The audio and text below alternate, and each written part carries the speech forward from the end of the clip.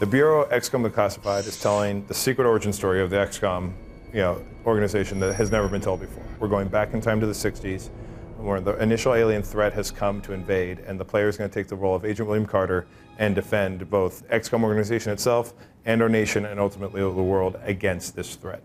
This is all played out over a game that has an emphasis on third-person, squad-based tactical combat with a very fine level of control. So you're doing coordinated team tactics with your group of agents that you customize and recruit, known in 3D space to likes of which you haven't done in real time before. To this degree, you're able to issue complex movement orders, you rank them up. It's all about me and my small team of guys fighting this alien threat using tactics. The goals in 2010 with the shooter sort of expression of our XCOM game are not too dissimilar from where we are today, but at the highest level, it was trying to find the tenets of the classic XCOM recipe and put it to a sort of different mix for modern gamers. The biggest things that were lacking was a sense of team. XCOM is a game that's generally about a unit, a squad of people out in the battlefield working together. And although there were 2 AI companions, your control over them, your interaction with them from a gameplay and mechanical standpoint was pretty limited. They were mostly like autonomous turret AI buddies, not really something that you could command and control. It was also sort of trying to get a little more visceral on the action front. With the first-person perspective, the weapon set was much more sort of a mixture of cerebral investigation with quick moments of panic and tension. The game of XCOM back in 2010 was really a kind of a detective story. A story about investigation, about exploration of these strange, almost inscrutable aliens that are unknowable.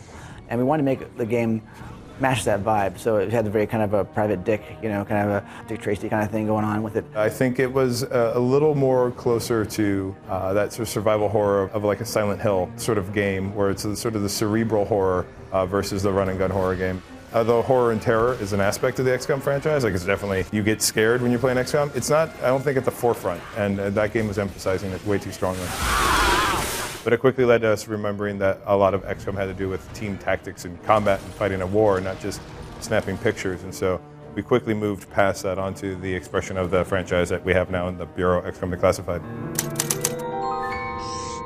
Transitioning from 2010 to 2011, the big evolutions where we sort of started to iterate, the epiphanies, the oh yes ideas, was the emphasis on small unit tactics and squad tactics. My agents in the field are somebody that I both build up, that I control, that I have a high level of tactical control over their disposition on the battlefield. Go here, do this, as well as very granular control, like the same sort of control you have on the turn-based top-down isometric XCOM of very specific, take this flank, move in this way, set up this covering fire situation.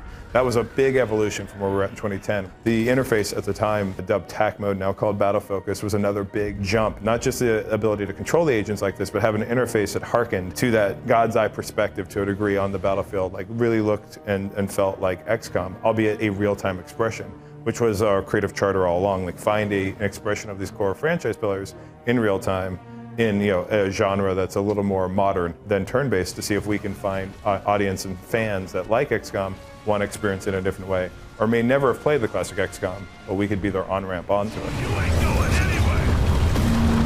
The aliens in the 2010 version of XCOM were all abstract. The huge obelisk titan, the gooey blob, the ghost, other ones that weren't even seen that were also pretty abstract as well. And for this game, we were moving to more of a kind of a tactical game. And those enemies really didn't fit that kind of mechanic. We wanted something that really could play almost on more of an equal footing with us as we're fighting this kind of squad, Carter and his agents against a squad of aliens. And we needed enemies that could actually go along with that. XCOM's always been about this menagerie of aliens, the sectoids, the mutons, silicoids, what have you. And we wanted to play homage to that and really live in that universe. And that was just towards the evolution of a greater species. We created the Outsiders, who are basically this really horribly militant, savage race that was going around the galaxy basically enslaving other races. They're a race that is all about consumption. They're not sustainable at all, and they're basically Earth is our next target. Between the showing in 2010 and 2011, we moved the calendar forward, transitioning from the 50s to the 60s. We wanted to move away from this portrayal of the Rockwell 50s to a time period that was a little more ripe to have conflict. The Cold War looming up, the space race between the United States and the Soviet Union. We could play a little bit more with sounds and songs of the period. Obviously, if you look for movies like The Right Stuff, which is NASA, starting off trying to get into space, like that was in the 60s. Kennedy's challenge to go to the moon was in the 60s. Some people responded to the 50s and had a hard time distinguishing it between the 40s. We felt the 60s was a sort of a good narrative springboard to accomplish what we wanted to, and gave us a great visual backdrop where we could have this America leaving its heyday right on the precipice of change, now attacked and corrupted and transformed by an alien threat. Choosing the period from the 50s to the 60s, both are really great periods. But for us, we were super excited about that idea of the Cold War. And I'm a huge James Bond fan, and just getting some of that cool NASA-era tech in there. We also wanted to bring in some of that great kind of space-era stuff to our buildings as well. It's kind of a Googie style is what it's called. It really has this strong sort of futuristic kind of vibe that hints at that sort of space age, that space race that we had going on in the 60s. In 2011, we showed the more tactical focus, the emphasis of me and my squad mates, and it was a hybrid mixture of the first person that we'd previously shown for player navigation and player combat, and third person control over Carter and his agents in the field. We quickly decided that the third person gave numerous advantages, why we did it tactically. I could see myself, I could see my teammates, I could see the enemy, I could see the layout of the land. I had all the information I needed to build a nice plan of attack and then have it executed. So we said goodbye to first person and its lovely disembodied hands and weapons, and hello to third person and Carter and all of his fedora glory with tactical combat awareness, living and dying with his squad. The thing I liked about it is even just from the basic idols, being able to convey some of the character of Carter in third person. You know, being able to see him like smoke a cigarette or drink from his flask. It's a really quick little way to get into his character right from the bat, you know, without having to do anything much more than just this little animation. And I also just love it just from the point of view of really being a story more about Carter, because you see him all the time. You're really aware of him and his squad together, working together, and you got to really see what he's doing, and you're thinking of himself as Carter, a character, not just less of a cipher and more of like, this is a real guy who has his flaws, his errors, and that those flaws come into play throughout the course of the narrative. He generally is pretty much the same kind of 40s-ish, kind of Don Draper-ish kind of guy. The main thing that changed with him was his outfit and his style. He went from being more Rockwell-inspired to more of a more realistic, a little bit more grim. The Carter of today, he's an alcoholic, you know, kind of a career government man who's seen some really tough things in his life. The story starts with a kind of a bit of regret, you know, and he's really capable, but has a darkness to him. Oh, Christ! Hold fire.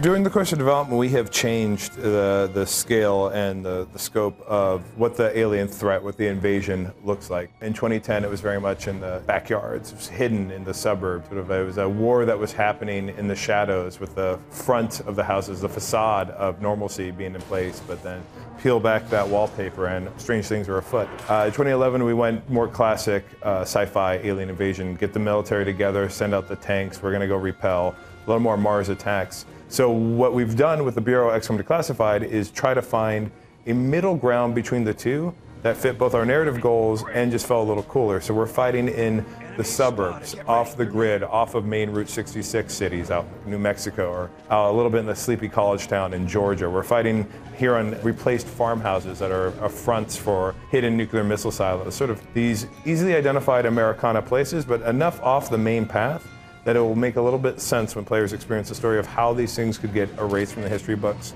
covered up, or if not, were never reported in the first place.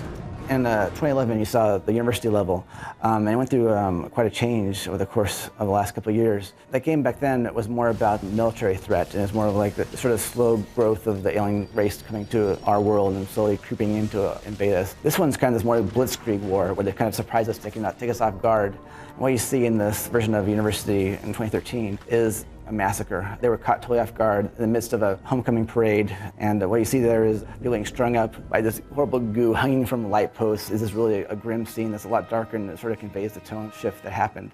The power ramp has changed in terms of what tools the player is going to use in the battlefield. In 2010, we were focused primarily on weapons, both classic bullet-based weapons and high-tech technology like a lightning thrower gun, as well as cool gimmick things like a goo compass that would point you to the location of blobs, and a high-tech camera for the investigation. Our joke has been before that we're trying to make XCOM not X-Files, and so moving things more militaristic has been a goal. So now you're able to level up yourself and your agents and then assign new offensive powers, things like deploying turrets, telekinetic lifts, pulse wave pushes, group flashbang attacks that stun, basically tools that the player can wield in the field of battle to both create tactical opportunities and respond to the tactical threat that the enemy gives them in a way that lets them really orchestrate what happens on the battlefield.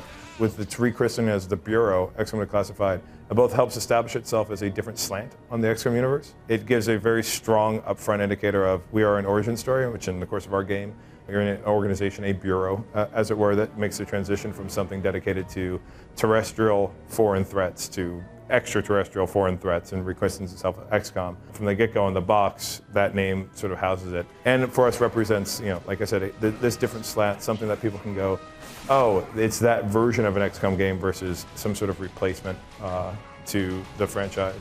In 2010, the expression of the agents that we had then, they were narrative characters. They had names, they had personalities. Like every game that has narrative characters, that meant they were untouchable in terms of their ability to die because, well, we had cutscenes to tell with them and they had to be around. When we moved away from that to get back to agents and the management of an agent roster as the player's responsibility, we changed them from being characters from a plot perspective to characters of the player's own creation, which has then made them a little more mortal. So as we transitioned away from 2011's E3, we started to have discussions about the mortality of agents. Would we emulate aspects of classic XCOM, which is the concept of permadeath, like someone can die on the field and they're not coming back. We felt like that was a strong pillar of the franchise, a little scary expression because people don't generally do that in the third-person space, but we felt since we were liberated to do it, we should start to try it out, and went, yep, we're gonna own permadeath, we're gonna balance towards this, and we're gonna make a game that's gonna be pretty hardcore in what it demands of the player and ultimately what it rewards from the player's skill.